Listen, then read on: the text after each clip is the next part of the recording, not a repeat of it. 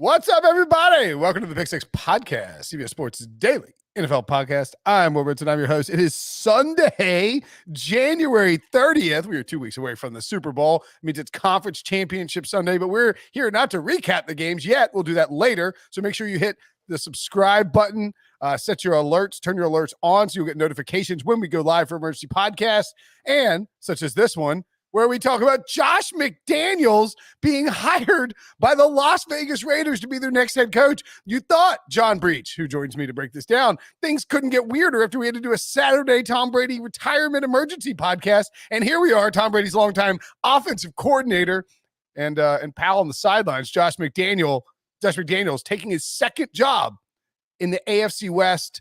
He once captained the Denver Broncos many years ago, and now back in that division where he will be in charge of the Las Vegas Raiders. Of course, for instance, this goes anything like the Tom Brady retirement podcast. Josh McDaniels' agent is going to release a statement in the next 30 minutes that says he didn't take the job. It's another Colts situation, and that he is leaving Las Vegas without a deal. No, that is not going to happen, though. We are 99.99% sure that Josh McDaniels is the next coach of the Raiders. And this is a fascinating hire because, look, we all know about the Colts debacle. He had accepted the job. They were about to have a press conference. He changed his mind and said, peace out, guys. I'm going back to New England. And since that time, we went from 2009 to 2018, where he was the hottest candidate for every job. If there was an open job, Josh McDaniels' name was mentioned. And then after the Colts debacle, things kind of calmed down. I think he only had 2 interviews. One was with the Browns when Kevin Stefanski ended up getting the job, and the other one was with the Packers when Matt LaFleur ended up getting the job. And so, 2 kind of well-known blue blood teams in the NFL that have been around forever went another route. And so even this hiring cycle, I don't think he had any other interviews. So this was one that kind of took a while to line up, and it felt like he wasn't going to take an interview unless he knew he was going to get the job. I think that was a couple of the reports out there suggested that. And so to see this all come together so quickly, because, Friday morning, there was nothing. And then over a 24-hour period, it's like, bam, he's in Vegas doing an interview. Bam, Davis wants him. Bam, he's got his GM in place. Bam, he's hired. And we're doing an emergency podcast. Yeah, I mean, it's pretty crazy. And shout out to Breach for doing this podcast less than an hour before the Bengals kick off in the AFC Championship game, their first appearance there since 1988. Certainly not nervous in the Breach household at all. So, I mean, the Raiders' history is kind of fascinating. You had you have in Los Angeles, right? They had Tom Flores, Mike Shanahan, and Art Shell, all of who had followed John Madden, the legendary Super Bowl winning coach, and Flores, Madden, Al Davis, all in the Hall of Fame. Al Davis also coached the team, which, go figure. And then once they moved back to Oakland, they had a bunch of coaches, and things just did not really go well, to say the least. John Gruden's return was successful, and Bill Callahan following him got them to the AFC Championship, or they won the AFC Championship, but they lost to Gruden and the Buccaneers in that Super Bowl. And then after that, it was just this run of Al Davis trying to recapture the magic, right? I mean, he hires Art Shell again. He brings in Lane Kiffin. Tom Cable is his guy. Hugh Jackson was there for a year. Al Davis died during Norv Turner. Dennis Allen was short-lived. And, we saw, I think, these last 2 hires in John Gruden, who was obviously booted, during the season, had to resign during the season because of the email scandal coming out of the Washington football team investigation. John Gruden and Josh McDaniels are almost just, I feel like Mark Davis is doing his father proud. These are hires that Al Davis would make. I mean, he literally hired John Gruden once upon a time. And then when the Gruden thing doesn't work out, and it really, frankly, wasn't working out that great on the field anyway, you go out and get a splash in terms of Josh McDaniels. So, I mean, to your point about the interviews, Breach, yeah. And looking at, if you're watching on YouTube real quick, you can see the coaching hires under Mark Davis specifically. And interestingly enough, they fired the coaches that did the best. I mean, we all laugh about Hugh Jackson's time with the Browns because it's funny. But in 2011, he led a not great Raiders team to 8-8. One game, they missed the playoffs by the last game. Missed the playoffs by 1 game and got fired because Reggie McKenzie, the general manager who got hired in 2011 wanted to bring in his own guy. So, you're a team that had not hit 500 since 2002, and you're firing a guy who got you there. And then you bring in a guy who only wins Hugh Jackson wins 8 games in 1 season. Dennis Allen won 8 games in 3 seasons. Yeah. And then you look at the Jack Del Rio thing. He's the only guy who's had a winning record there since, playoffs. Since they had that playoff year in 2002, since the Super Bowl. And what do? You dump him because you want to bring in John Gruden. So Mark Davis has some crazy streaks, just like his dad, Al Davis, where we're going to bring in the guy we want. And so I think this marries both of these, where I think you have an actual guy who should be successful, I think, with a name coach who the Raiders want. They want a brand name, but also someone who should make the team better. And the thing with McDaniels, to your point about the interview, I think that if not just Josh McDaniels needed to be willing to take a job if he was willing to interview, but I think the team, if you're going to bring in McDaniels to interview and you're going to go down that path, you need to be sure that you want to hire him, because we saw what happened with the Colts. That debacle, as you mentioned, the Colts hired Josh McDaniels and he left him at the altar. Now it worked out okay because they ended up getting Frank Reich, who's been a very good coach, but you do have to be careful with McDaniels because of that past, that history that he has of no showing. The other thing, of course, is that the Raiders are also hiring Dave. Is it Ziegler or Ziegler? I think it's Ziegler. Dave Ziegler, the former, he's a Patriots de facto GM. Basically, Bill Belichick is the Patriots, GM, I believe, in title, or if there might not even be a GM with the Patriots. Nick Caserio was the guy. He left and took the actual GM job in Houston. And now Dave Ziegler, who will be replacing Mike Mayock as the GM. So the Mike Mayock signing, and credit to the Raiders for kind of handling this in back channel ways. They did go to the playoffs. And Ziegler was the director of player personnel for the Patriots last season. He's held various roles since he's been there. Yeah. You could tell by the way the Raiders did it. They interviewed Bisaccia after after they lost to the Bengals in the playoffs, and then it was like, all right, are they going to keep Mayock? And quickly reports of them not wanting to keep Mayock came out. I think they were probably doing their due diligence on McDaniels in very quiet back channel ways, because you don't want to make this a big public thing and then get burnt again, a la the Colts. That also makes sense why you would fire Mayock, because you knew that McDaniels was going to want to bring in his own guy. Now we have this graphic up here on YouTube, and if you're watching on YouTube and in the live chat, smash that like button and make sure and hit the alerts. You'll get hit the subscribe and the alert button. You'll get alerts when we go live, including after the championship games on Sunday night. Josh McDaniels as the Broncos head coach. I mean, I remember we had, just started working for CBS, right? In 2009, they missed the playoffs. He went 8-8. In 2010, he was fired after just 12 games, going 3-9. Lots of controversies. In that first season, he started, I think, 6-0. And had sort of a celebratory dance party in Bill Belichick's face after beating the Patriots in Mile High Stadium. And then that team just collapsed. He also traded Jay Cutler immediately after arriving and then drafted Tim Tebow. He had Kyle Orton, Brandon Lloyd. They had the Alfonso Smith debacle where they traded up. Chris Sims even started a game with Josh McDaniels. So the Alfonso Smith thing actually cornerback out of Wake Forest. They trade up. I think they traded a future first to get him in the top of the second round in 2009, I believe. And then that pick ended up going to Seattle, and they drafted Earl Thomas with it, I believe. So they kickstarted sort of the Legion of Boom thanks to Josh McDaniels.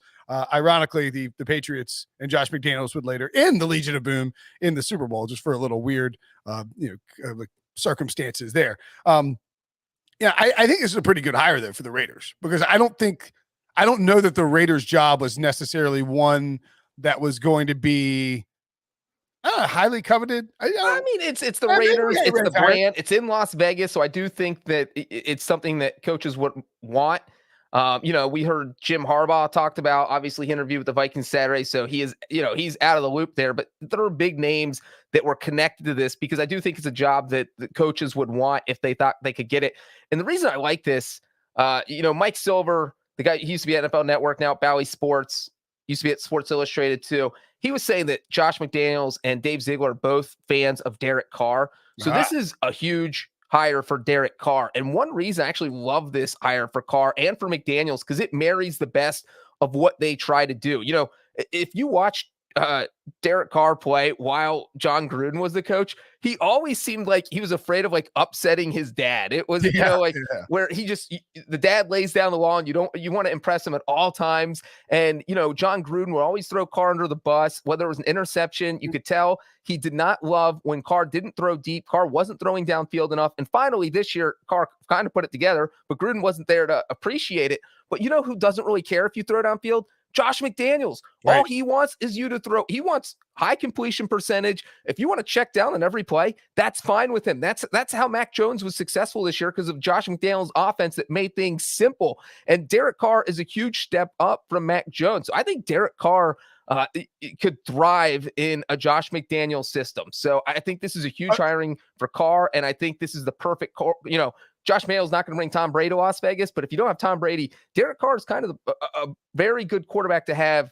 for Josh McDaniels' system. Yeah, I would agree with that. He's a very good system fit in terms of high completion percentage, willing to make very good accuracy in the short and intermediate, and a good decision maker for the most part when he's not under heavy pressure. The other thing about McDaniel's system that I always think about, is getting the most out of lesser named wide receivers, or utilizing, obviously there are plenty of Patriots teams with big name wide receivers, but you talk about like all the slot guys, like a Julian Edelman, who he turned into a superstar. I think it was Welker with McDaniels, and then because then McDaniels bolted for Denver after in that season. So you have like Zay Jones and Brian Edwards and Hunter freaking Renfrow. I mean, Hunter Renfrow is a quintessential Patriots type of offensive player that we thought we might, I thought he's going to get drafted by the Patriots, to be perfectly honest. You also have Darren Waller there. So you have a tight end. Of course, McDaniel's system has utilized these really good pass catching tight ends in the past. And so that could work out as well. And you can see on the graphic there, Mac Jones, one of the highest completion percentages by a rookie quarterback. I do agree with you. Derek Carr in the final year of his deal, but could make a lot of sense. And let me just look at Renfrow and Derek Carr could be like monsters next year. Yeah, and I think one thing about Derek Carr going into the final year of his deal is that there's no pressure on Josh McDaniels to make Derek Carr work. And like I said, I do think he will work. And so you don't have any quarterback question, because you go into this knowing, you know what, Derek Carr's our quarterback this year. If he plays, if he understands my offense and runs it how I want it ran, then hey, Mark Davis, you sign him to a long-term contract. If things don't work out, you cut ties. You don't owe any money in the salary cap because his contract's over, and you go find a new quarterback. So this is literally a perfect situation. And if the Raiders struggle in 2022, you throw Derek Carr under the bus, you tell him to move on, and you bring in a new quarterback. So that is another reason I think Josh McDaniels probably like this job. And the other thing too with Derek Carr is you can, if he has a good year and you like a quarterback in the draft, you can still take the quarterback, franchise tag Derek Carr, and trot him back out there for another year if you don't feel like that rookie quarterback is ready. Derek Carr has said he would consider quitting football if he had to play for another team. He only has 1 year left on that deal. Look, his deal, which was at the time, was like, they can't pay Derek Carr that money. It ended up looking like a pretty good deal, and like a pretty, it's a very cost-effective deal for a quarterback who has been playing at a very certainly an above-average level. Now, I do wonder, do you think there's a chance that with Carr that it maybe there is a transition period, because the Gruden thing, and Gruden's offense could just be different. I think McDaniel's offense is probably simpler to pick up than Gruden's offense. Based solely on the fact that Mac Jones can come in and run it, and we've seen a veteran like a Kyle Orton run it very quickly. Even Tim Tebow can understand it.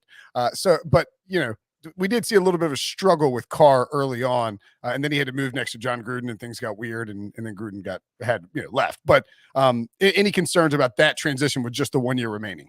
Again, I think the 1 year is a good thing. It puts pressure on Derek Carr to succeed. I think Derek Carr is going to like this system. The only year that Josh McDaniels' system really didn't work was the 1 year he went to the Rams That was 2011. He had like Sam Bradford. I think Bradford got hurt because Bradford gets hurt every year. And AJ Feely was a starter for a few games. And that felt like the year, you just talked about how the Broncos beat the Patriots and McDaniels celebrated. And that 2011 felt like a punishment year where Belichick wanted McDaniels back, but he's like, no, you're going to toil away with a bad team that's my payback for what you did in 2009. Then I'll take you back next year. Cause then obviously McDaniels went back to New England in 2012 and then has been there ever since. Don't forget that I believe the offensive Bill O'Brien the following year left and took the Texans job too. Right. He was the OC in 2011. No, that's not right.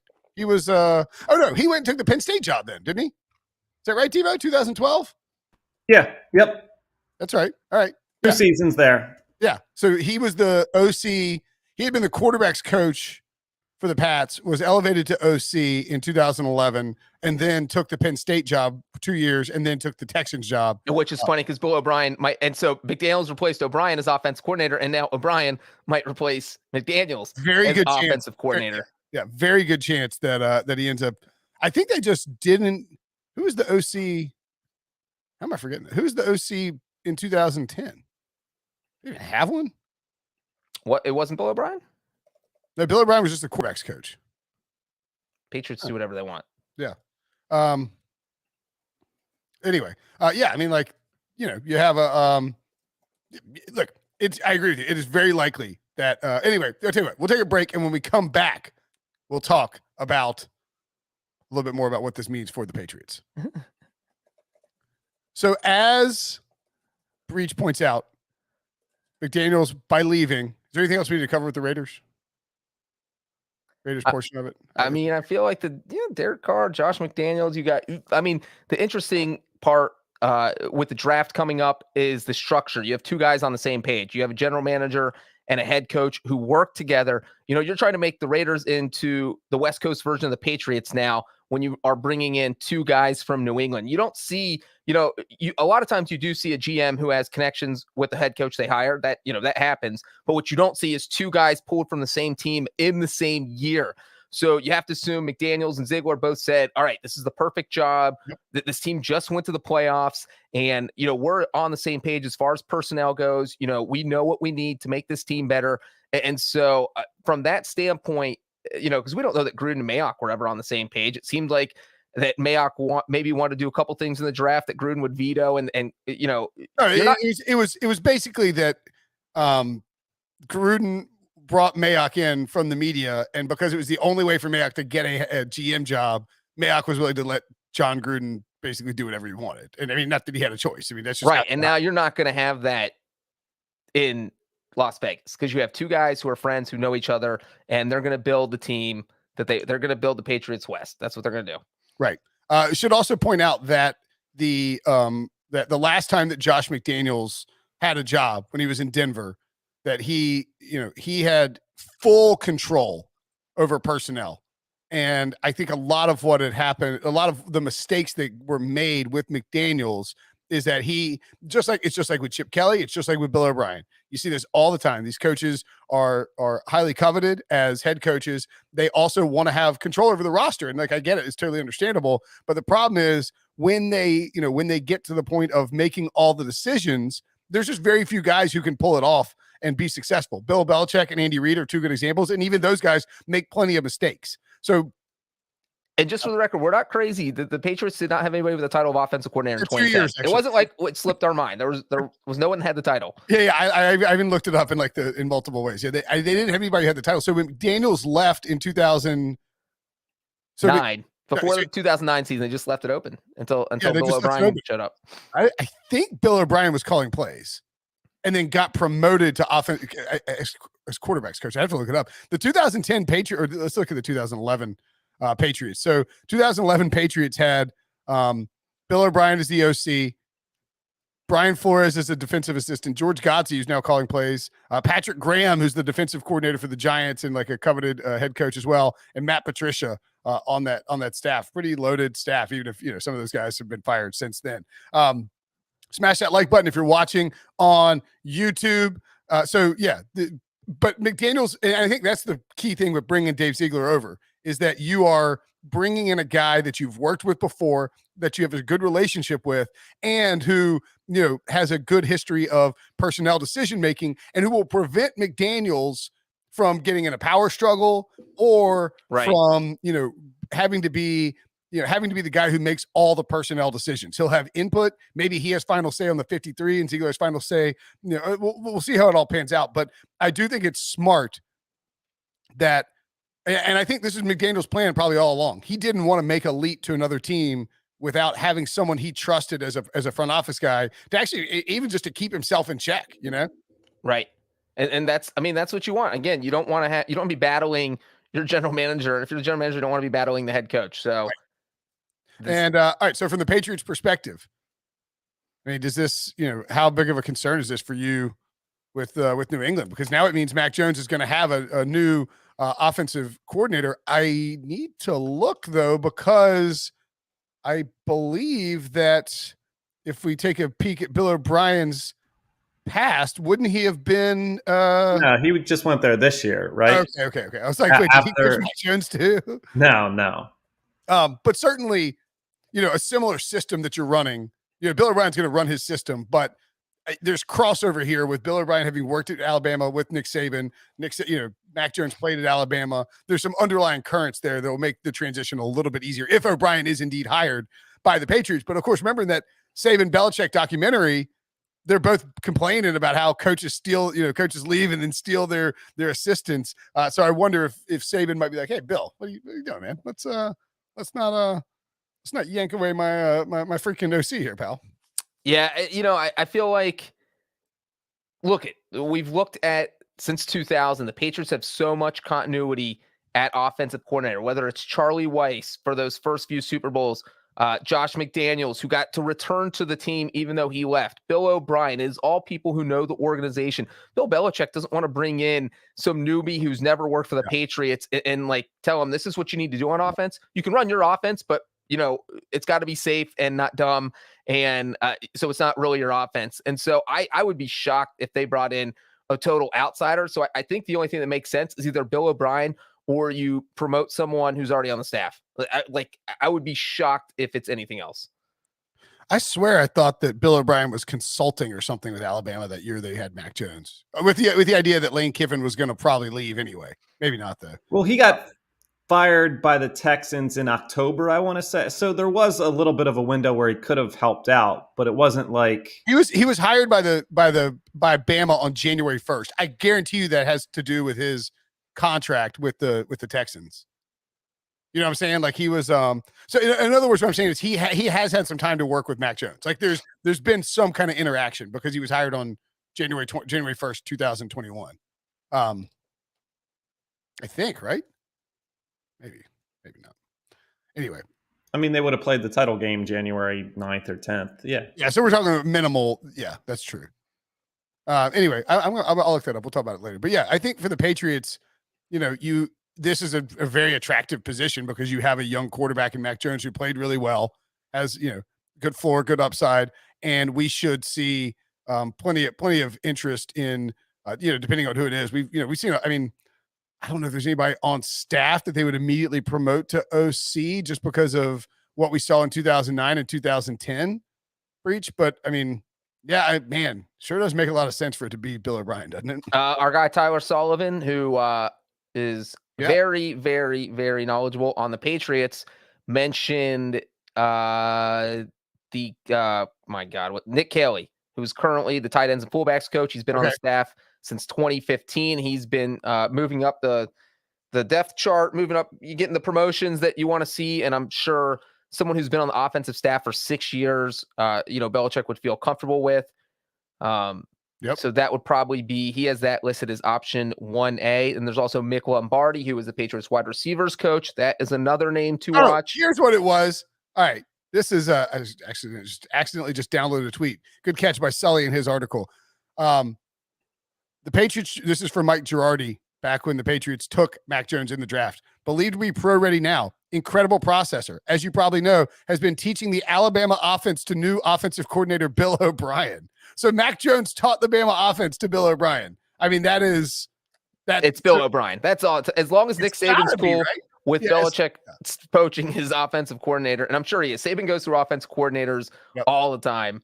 Also, I could see Saban being a little miffed about the way the game was called against Georgia in the championship game. Like, he lost they were good on offense, but anyway, wouldn't be that shocking at all.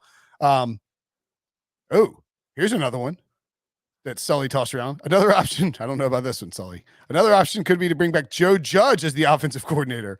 While most around New England may remember Judge solely as a special teams coordinator while on staff of the Patriots, he was also the wide receivers coach during his final season before departing for New York. According to NBC Sports Boston's Phil Perry, there were also indications that Judge was set to succeed McDaniels when it looked like he was going to take the Colts job in 2018.